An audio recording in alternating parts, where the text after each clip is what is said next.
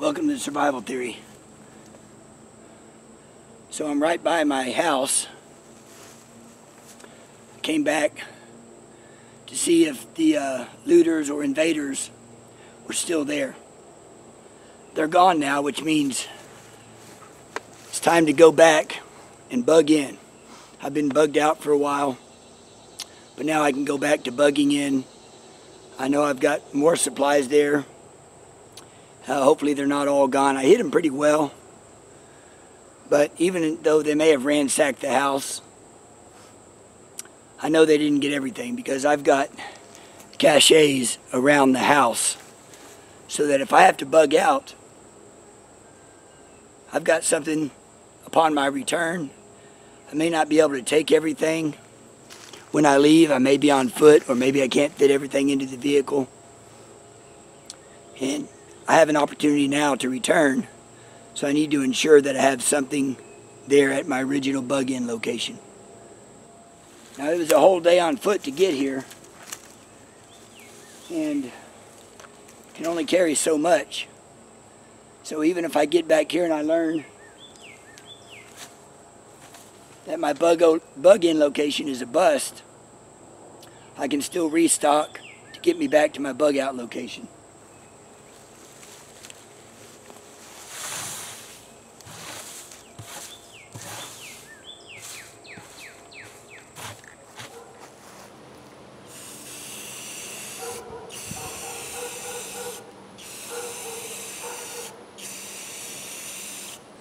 So I just burned through what was left in this can. Rust-Oleum camo paint, brown. And this is an old Igloo cooler. It's nothing special.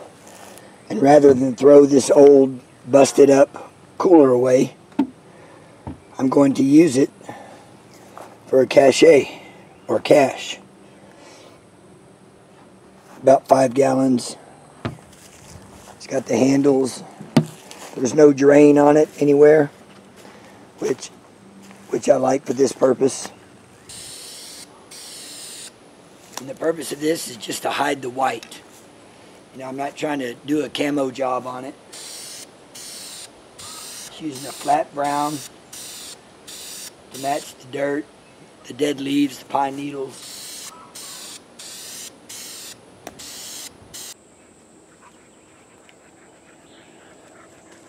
Here's a good spot.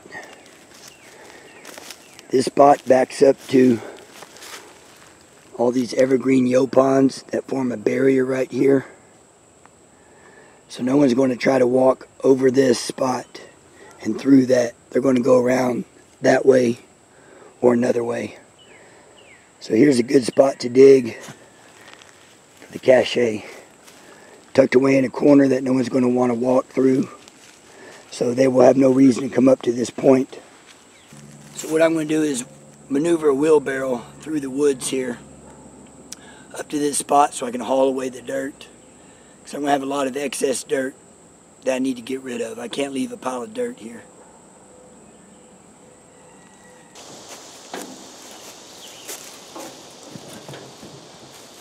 Whew, it's hard to get this through the woods.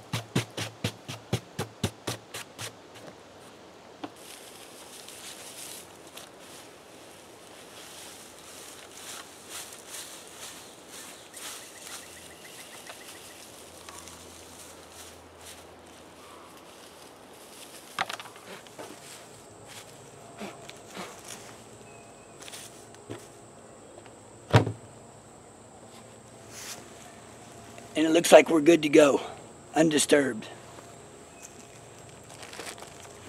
I've got extra clothes here. I've got a nondescript kind of earth tone hat, socks, underwear, t-shirt, and a bandana.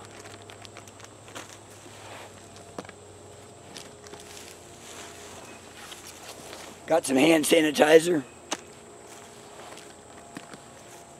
a full lighter,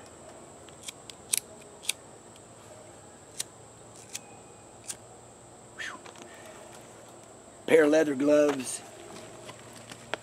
Got a tin here with a small through night flashlight with the battery stored separately.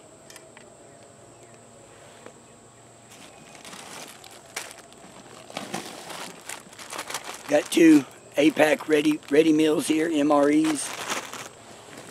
Got 1 gallon of spring water.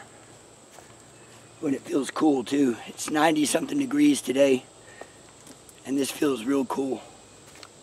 So does everything in there. I've got this bag in there, ready to pull out and take it with me.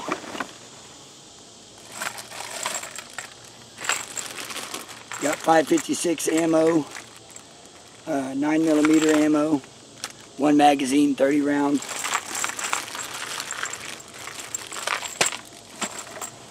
And some twine. So let's pull this over here and I'll show you what's in this go bag right here.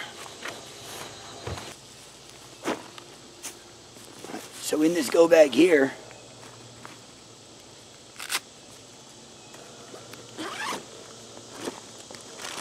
got 2 more MREs, some coffee, plastic utensils, a couple of paper cups, 2 Pop-Tarts. This is an 8-pack solid white albacore tuna. That's a lot of protein right there. Some peas, 3 cans of sardines,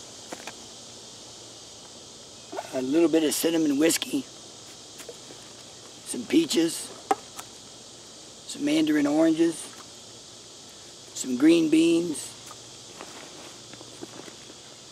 a large trash bag, some more water, extra plastic Ziploc bags, and sealed up here, some more food. This was vacuum sealed. Mashed potatoes, quite a bit of oatmeal, some granola bars, and some hot chocolate. So that's good. And on the side pouch here, just some basic first aid stuff. I got some aspirin, some wet wipes, a few Band-Aids.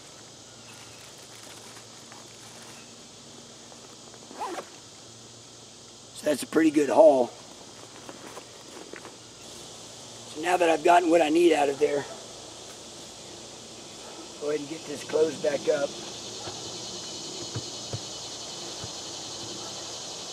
Get this camouflage.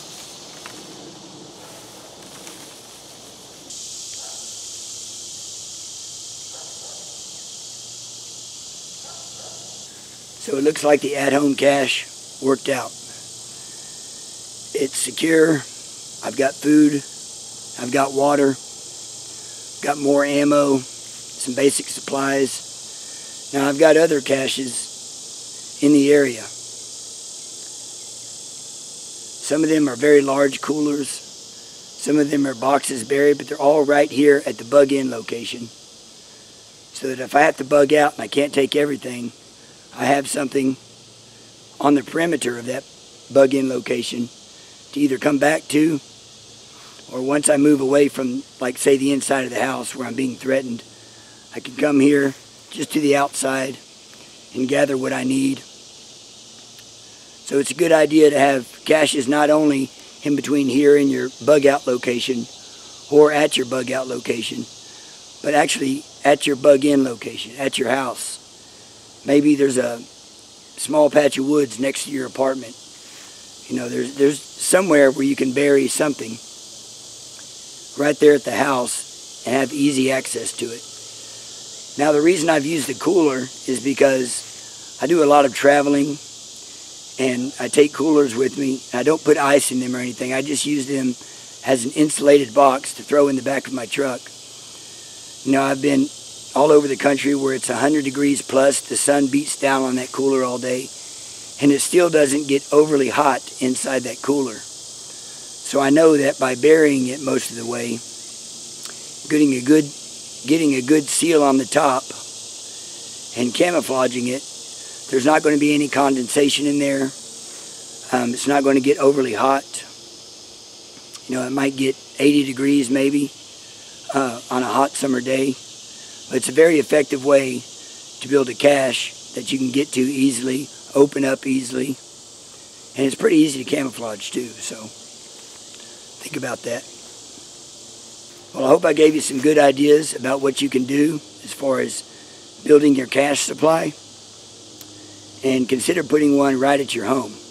You could also leave one empty, a large cooler, camouflaged, concealed. Leave it empty. And if you have to bug out and there's some things you can't carry or some things you want to leave behind, fill it up real quick at that point, conceal it up again, and then hit the road. You'll have something relatively fresh to come back to, and most likely it will be there undisturbed. Well, thanks for watching Survival Theory. Please share, like, subscribe, and I'll see you next time.